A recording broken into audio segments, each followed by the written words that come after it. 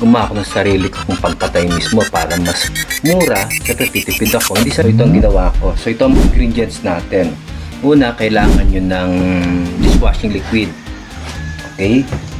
At kailangan nyo ng Sunrox. Pero yung color safe kasi hindi pwede yung puti dahil pag nalagyan, mamumuti. Ito yung safe to, yung colored. Na fabric conditioner.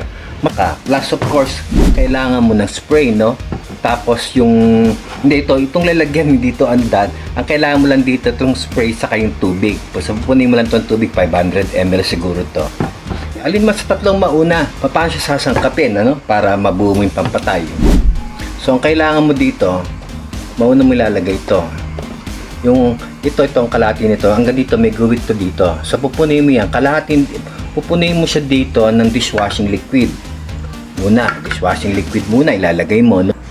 Ito namang Sunrox na color safe, ganun din, hanggang dito rin sa guhit nito, dito pa rin sa guhit dito. Ilalagay mo pa rin ang cap niya. Ang pinakauli, itong fabric conditioner, ilalagay mo rin dito, same doon. Paghahalu-haluin mo lang sa tubig, tapos yung tubig nakalagay dito, tapos paghalu-haluin mo lang, saka mo siya shake. And there, that's it. Pwede mo na siyang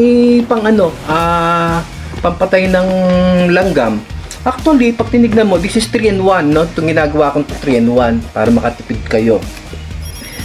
Ant killer ito, both black saka red.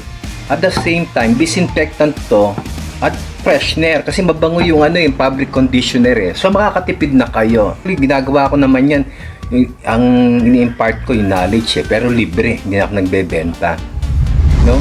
So, I hope na makatipid kayo kasi kung ano man matipid nyo, magkano ang baygon, mapupunta sa pagkain nyo. Plus at the same time, it's more, ano bang tawag doon? Healthier kasi hindi siya matapang, hindi masama sa baga, no?